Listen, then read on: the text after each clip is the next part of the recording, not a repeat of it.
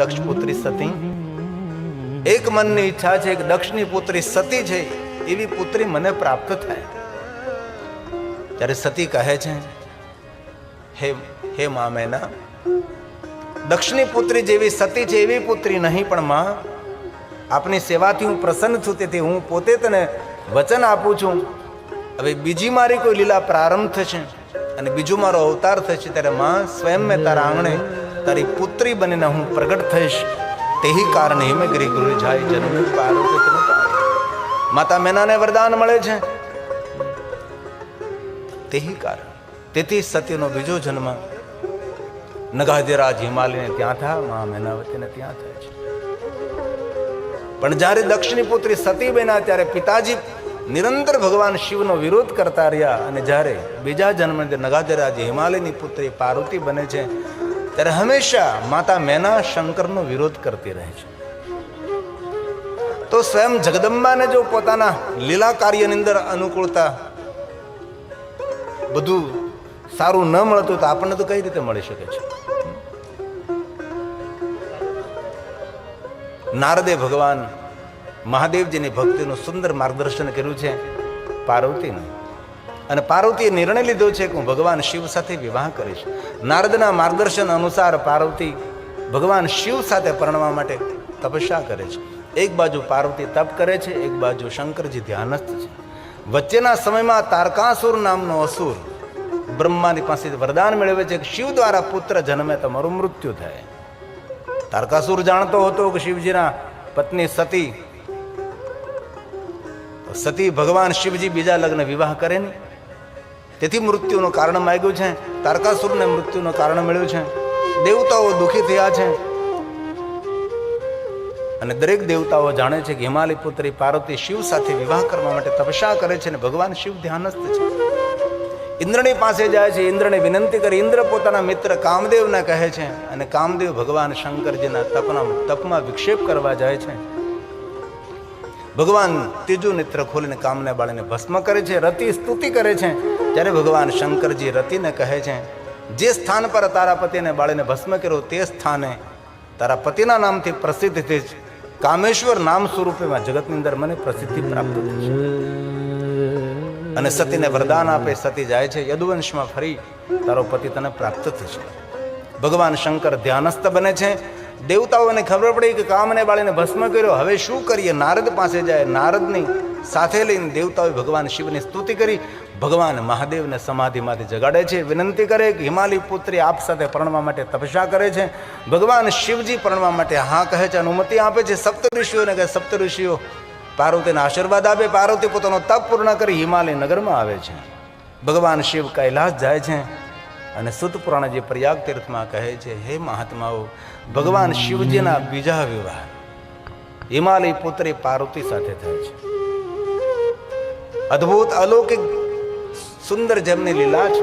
ડાક, ડમરુ, નભીરી, રણશંગી, ભૂત, પ્રેત, ડાકીની, શાકીની, દેવ, દૂત, ભૂત, ભગવાન શંકરજી કૈલાસ પહાડથી હિમાલય નગરમાં પધારે છે.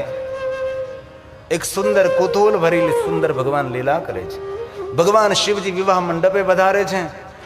મેનાવતી વરાજાનું સ્વાગત કરવા આવે છે. ભગવાન શિવજી માયાની રચના કરે છે. મેના ભ્રમિત બને છે, વરાજાનો વિરોધ કરે છે. મહેમાનો સમજાવવા લાગે છે. મહેમાનોની વાત માનવા માટે કોઈ તૈયાર નથી. હવે શું કરીએ? નારદજી આવે છે. નારદજી સમજાવે છે, અને મેનાને પૂર્વજન્મની કથા સમજાવે છે. મેના ભગવાનની માયાથી મુક્ત બને છે, અને મેના ભગવાન શંકરજીનું સુંદર સ્વાગત કરે છે. ભગવાન શિવજી વિવાહ મંડપમાં બિરાજમાન થાય છે. ભાઈ મેનાક બહેન પાર્વતીને વિવાહ મંડપમાં પ્રવેશ આપી, અને ભગવાન શિવ અને સતીના સુંદર વિવાહની કથા પાર્વતી ખંડની અંદર કહેવામાં આવે છે. સુંદર મંગલ ફેરાવો થાય છે, કન્યાદાન અપાય છે. શિવ અને પાર્વતીના વિવાહની કથાનું જે શ્રવણ કરે તેનું સર્વ રીતે મંગલ થશે. હિમાલયજી પોતાના પુત્રી પાર્વતીને ભગવાન શંકર સાથે વિદાય કરે. શિવ અને પાર્વતીને વિવાહથી કૈલાસના દ્વારે ભગવાન શિવ અને પાર્વતી પધારે છે. ભગવાન વિષ્ણુજી લક્ષ્મીજી સુંદર સ્વાગત કરે છે. દેવતાઓ પરિક્રમા કરીને જય જયકાર કરે છે. પોતપોતાના લોકની અંદર પ્રયાણ કરે. શિવ અને પાર્વતીએ સુંદર વિચરણ કર્યું છે, વિહાર કર્યો છે. દેવતાઓ રાહ જોવે છે કે શિવ અને પાર્વતીના લગ્ન થયા, આમના દ્વારા કોઈ પુત્ર જન્મે, તારકાસુરનો અંત થાય. સમય જવા લાગ્યો, તારકાસુરનો ત્રાસ વધવા લાગ્યો છે. ભગવાન શિવ અને પાર્વતી જે વનમાં વિચરણ કરતા હતા તે વનમાં દેવતાઓ પ્રવેશ કરે છે. એ સમયે ભગવાન શિવ અને પાર્વતીના મિલનનો સમય હતો. દેવતાઓ પુકાર કરવાથી ભગવાન શિવ પાર્વતીના મિલનનો અવસર છોડી દેવતાઓની પાસે આવે છે અને ભગવાન શંકરના અંગમાંથી તેજનું સ્ખલન થાય છે. ભગવાન શંકરજી દેવતાઓને કહે, દેવતાઓ આપમાં ધૈર્ય નહીં રહ્યું, હું તમારા દુઃખને કેવી રીતે ભૂલી શકું છું? અંતે ભગવાન શંકરજીએ કહ્યું, નિયતિ જે નિર્ણય લઈ એ સત્ય બને છે. મારા અંગમાંથી તેજ પ્રગટ થયું, લઈને જાઓ. દેવતાઓ ગયા છે અને પૂરી પ્રક્રિયા અને એમના દ્વારા એક પુત્ર જન્મે, જેમનું નામ ભગવાન કાર્તિકેય ષડાનંદ છે, મુરગડ છે. ભગવાન શંકરજીએ આજ્ઞા આપી છે, તારકાસુરની સાથે યુદ્ધ થાય છે. યુદ્ધના પરિણામ સ્વરૂપે તારકાસુરનો અંત થાય. આકાશે તારકલિંગ. કાર્તિક સ્વામીનો જયજયકાર. દેવતાઓના સેનાપતિ ભગવાન કાર્તિકેય બને છે. જ્યારથી દેવતાઓના સેનાપતિ ભગવાન કાર્તિકેય બન્યા ત્યારથી દેવતાઓનો પરાજય નથી થયો. તેથી ક્યારેય પણ ભગવાન મહાદેવનું દર્શન કરવા જાઓ, ભગવાન શિવના સન્મુખ ભગવાન કાર્તિકેયને યાદ કરવાથી કોઈ પણ ક્ષેત્રમાં માણસ સફળ થઈ શકે છે. જ્યારે જ્યારે મહાદેવનું દર્શન કરે ત્યારે ભગવાન શંકરની સામે ભગવાન કાર્તિકેયને યાદ કરે. મહાદેવના સન્મુખ ગંગાજીને યાદ કરવાથી પરિવારમાં પારાવાર પ્રેમ વધે છે. ભગવાન શિવજીને કામેશ્વર નામે પુકાર કરવાથી કામનાઓની પૂર્તિ થાય. એક નામ વિજ્ઞાન પણ છે. ભગવાન મહાદેવના સન્મુખ કાલભૈરવને યાદ કરવામાં આવે. શિવ ભક્તોના રક્ષક કાલભૈરવજી છે. વિદ્વાન બ્રાહ્મણ કોઈ ભગવાન મહાદેવની પૂજા કરાવે એ પહેલા કાલભૈરવજીની વંદના કરે, કાલભૈરવની પૂજા કરે છે. જ્યાં જ્યાં શિવ સ્થાનો છે ત્યાં ત્યાં કાલભૈરવના સ્થાનો છે. તેથી ભગવાન મહાદેવનો એક અનેરો મહિમા છે. સુંદર લીલા કથા કુમારખંડની અંદર ભગવાન કાર્તિકના સુંદર ચરિત્રની કથા છે. કાર્તિકની તપસ્થલી શૈલ પહાડ છે, કૃષ્ણ નદીનું તટ છે, જ્યાં આપણું બીજું જ્યોતિર્લિંગ મલ્લિકાર્જુન મહાદેવ છે. બ્રહ્મરંબા દેવીનું સુંદર સ્થાન છે. ભગવાન રામજીએ પણ ત્યાં તપસ્યા કરી, હિરણ્યકશિપુએ ત્યાં તપ કર્યું છે. 5 પાંડવોએ પંચલિંગની ત્યાં સ્થાપના કરી છે. કૃષ્ણ નદીનો ખૂબ મહિમા છે. શૈલ પહાડ ઉપર અગણિત અસંખ્ય ભગવાન મહાદેવના લિંગ સ્વરૂપો છે. અને શિખરેશ્વર મહાદેવ છે. શિખરેશ્વર મહાદેવથી દર્શન કરવામાં જો મલ્લિકાર્જુન મહાદેવનું શિખર દેખાય તો પુણ્ય છે. આવું ત્યાંનો એક પહાડનો પણ મહિમા છે. ત્યારબાદ ભગવાન શિવ અને પાર્વતી દ્વારા ભગવાન ગણેશનું પ્રાગટ્ય થાય છે. ગણેશનું સુંદર જીવન ચરિત્ર છે. પોતાના ગુણોના આધારે ગણેશદક્ષ બને છે. ભગવાન ગણેશજીનો મહિમા છે. ભગવાન કાર્તિકેયનો મહિમા છે. અને અગણિત સુંદર સુંદર કથાઓ શિવ મહાપડ ગ્રંથની અંદર છે. શતરુદ્ર સંહિતામાં ભગવાન મહાદેવના અવતારોની કથા છે. કોટિરુદ્ર સંહિતામાં ભગવાન મહાદેવના લિંગ સ્વરૂપોની કથા છે. જ્યોતિર્લિંગ 12 નહીં, 100 કરોડ જ્યોતિર્લિંગો સંખ્યા ન વિદ્યતે. અગણિત ભગવાન મહાદેવના લિંગ સ્વરૂપોની કથા કોટિરુદ્ર સંહિતામાં છે. ભગવાન શંકરજીના જેટલા નામ છે એટલી કથાઓ છે. કોઈને કોઈ કથાના આધારે ભગવાન શંકરજીનું નામ અને નામની પાછળ કોઈને કોઈ કથા હોય છે. બ્રહ્મલોકમાં સ્વયં બ્રહ્માજી કહે છે, નારદ નિરંતર આપને હું કથા કહ્યા કરું તો પણ આ કથા પૂર્ણ ન થઈ શકે. સુત પુરાણજી પ્રયાગ તીર્થમાં કહે છે, હે મહાત્માઓ, જન્મો જન્મ તક હું ભગવાન મહાદેવની કથાનું ગાયન કરતો રહું તો પણ ભગવાન શંકરજીની કથા પૂર્ણ ન થઈ શકે. બ્રહ્મલોકની અંદર બ્રહ્માજી નારદને કહે છે કે હે નારદ, ક્યાં સુધી આપને કથા કરતો રહો? બ્રહ્માજી બ્રહ્મલોકની અંદર નારદને કહે છે, નારદ અંતે તો કથાનો સાર નામ છે. શિવ નામ તરીમ પ્રાપ્યમ સંસાર બંતરંતી તે. નારદ, આ બધા ચરિત્રો તમને યાદ રહે કે ન રહે, પણ એટલું યાદ રાખો નારદ, ભગવાન મહાદેવના નામનું રટણ કરો. બ્રહ્માજી સ્વયં નારદને નામનો મહિમા સમજાવે છે. નારદજી બ્રહ્મલોકમાં ભગવાન મહાદેવની કથાનું શ્રવણ કરીને મૃત્યુલોકમાં આવે છે. ચક્રવર્તી લિંગ મહાબલેશ્વરનું દર્શન કરે. જેટલા જેટલા લિંગ સ્વરૂપો છે તેનું દર્શન નારદજી કરે. સૂર્યપુત્રી તાપીના તટ પર આવી નારદજી તપ કરે છે. નારદી ગંગાને પ્રગટ કરી નારદેશ્વર મહાદેવ લિંગની સ્થાપના કરે છે. માતા નર્મદા તટ પર આવે છે. નારદજી તપસ્યા કરે, ત્યાં પણ નારદેશ્વર મહાદેવ લિંગની સ્થાપના કરે છે. સપ્તગંગાઓના કિનારે જેટલા જેટલા શિવલિંગો છે, દરેક શિવલિંગોનું દર્શન કરવા નારદ જાય છે. ધરતી પર જ્યાં જ્યાં ભગવાન મહાદેવના લિંગ સ્વરૂપો છે તેનું દર્શન કરવા નારદજી જાય છે. નારદનો એક શ્રેષ્ઠ નિયમ છે કે કોઈ પણ જગ્યાએ કોઈ પણ વ્યક્તિ લિંગ ભગવાન મહાદેવના લિંગ સ્વરૂપની સ્થાપના કરે તો દર્શન કરવા નારદજી પધારે છે. નારદજી વાસ્તવિક રીતે ભગવાન મહાદેવના ભક્ત છે. તેથી મહાદેવના ભક્તોની ઓળખાણ છે જય નારાયણ, ઓમ નમો નારાયણ. બ્રહ્મલોકમાં બ્રહ્માજી કથાને વિરામ આપ્યો છે. સુત પુરાણજી પ્રયાગ તીર્થમાં કહે છે, હે મહાત્મા, હું મારા શબ્દોને વિરામ આપું છું. મારા સદગુરુ ભગવાન મહર્ષિ વેદવ્યાસજીએ જે મને કહ્યું મને યાદ રહ્યું. મારી બુદ્ધિ અનુસાર આપની સમક્ષ મેં કહેવાનો પ્રયાસ કર્યો છે. સર્વ મહાત્માઓ કથાનું શ્રવણ કર્યું છે.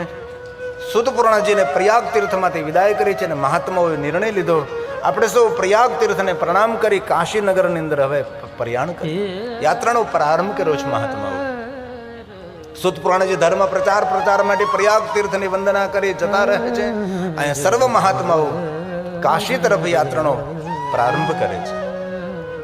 ભગવાન શિવને યાદ કરતા કરતા, ભગવાન શિવજીના ચરિત્રનું ગાયન કરતા કરતા સર્વ મહાત્માઓ આનંદને ભગવાન શિવનું ભજન કરતા કાશી તરફ જઈ રહ્યા છે.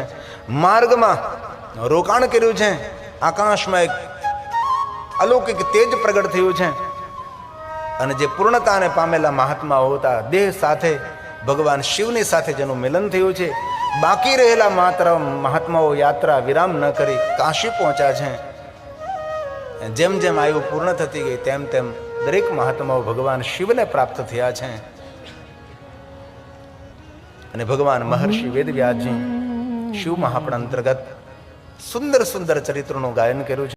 શિવ મહાપણ અંતર્ગત 7 સંહિતા 24,000 શ્લોક, દેવલિપિ દેવભાષા સુંદર સંસ્કૃતમાં આ ગ્રંથ છે. ભગવાન મહર્ષિ વેદવ્યાસજી અંતિમ વિરામના શ્લોકોનું ગાયન કરે છે.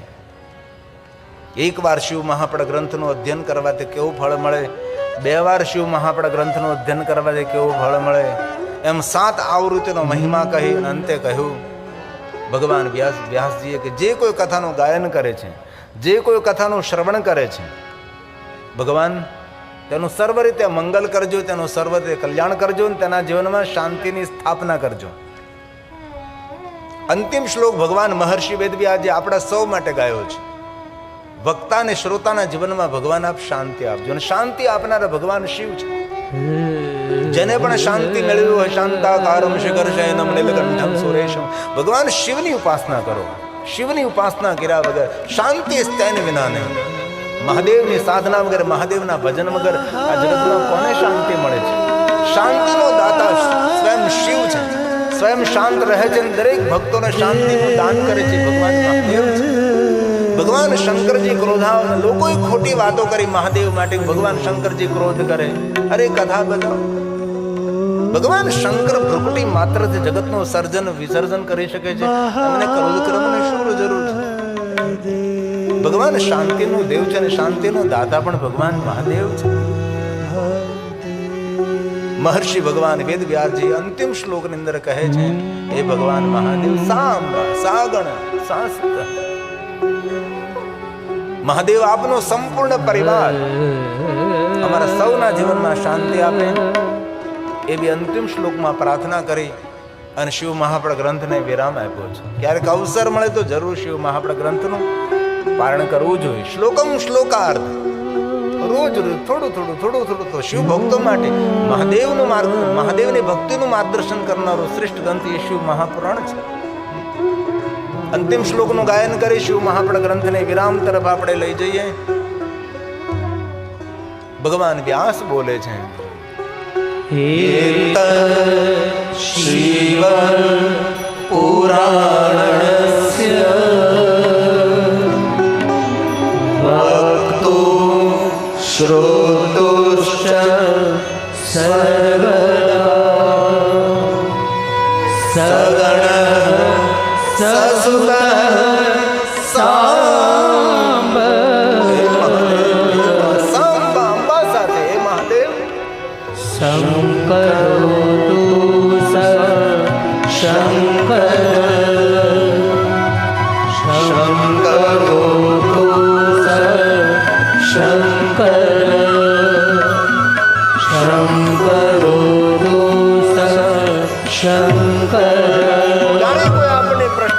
કથા શું આપે? કથા શાંતિ આપે છે. ભગવાન વિષ્ણુજી સ્વયં નારદને કહ્યું કે નારદજી, શાંતિ મળવા માટે તમે ભગવાન મહાદેવની કથાનું શ્રવણ કરો. જીવન આખું તો ક્યાં કથા સાંભળવાની છે આપણે? ક્યારેક અવસર મળતો હોય. કથામાં અનેક ચરિત્રો, અનેક કથાઓ સાંભળી, બધું જ યાદ ન રહે. પણ હાલતા ચાલતા, બેસતા ઉઠતા, ખાતા પીતા, ઊંઘતા જાગતા ભગવાન મહાદેવને યાદ કરવા, શાંત રહેવું, વધારેમાં વધારે મૌન રહેવું. સામેનો માણસ કેટલા પણ કટુ વાક્યો બોલે, પણ આપણે હંમેશા આપણી મધુર વાણીને છોડવી નહીં. કોઈની ખરાબ વાત કરવી નહીં, કોઈની ખરાબ વાત સાંભળવી નહીં. શુદ્ધ શાકાહારી રહેવું, નિર્વ્યસની રહેવું. કોઈ ભગવાન આપણને દુઃખ નથી આપતા, આપણા કર્મો આપણને દુઃખ આપતા હોય છે. તેથી સારા કર્મો કરવા, સારા વિચારો કરવા, સારું કાર્ય કરવું. સારા કાર્યો થતા હોય તો હંમેશા આપણે સહકાર આપવો. કોઈની મારી તારી ન કરવી, કોઈને અહીંથી ત્યાં વાતો ન કરવી. કોઈની એવી ગંદી વાત સંભળાય તો આપને પાસે પહોંચી ગઈ, આપ ત્યાં ત્યાં વાતને પૂર્ણ કરો, દફનાવી દો. સારા વિચારો કરો, સારા વિચારોનું વાવેતર કરો, સારી વાતો કરો. કોઈનો કાન કચરા પેટી નથી. કાન એ અંતકરણનું કામ કરે છે. કોઈનું ચિત્ત, કોઈનું મન ડામાડોળ થાય એ વાતો કોઈને સંભળાવી નહીં. ભદ્રમ કર્ણેભિઃ શૃણુયામ દેવા. દરેકને સારી સારી વાતો સંભળાવો. સાંભળનારનું કલ્યાણ થાય, એમને પણ સારું માર્ગદર્શન મળે, તેને સારી વાતો સાંભળવાનો અવસર પ્રાપ્ત થાય. હરિ ઓમ ભદ્રમ ઋષિમુનિઓ, દેવતાઓને કહેવું, દેવતાઓ એવા આશીર્વાદ આપો. આ શૃણુયામ દેવા ભદ્રમ પશ્યેમા સારું સાંભળીએ, સારું વિચારીએ, સારા કાર્યો કરીએ.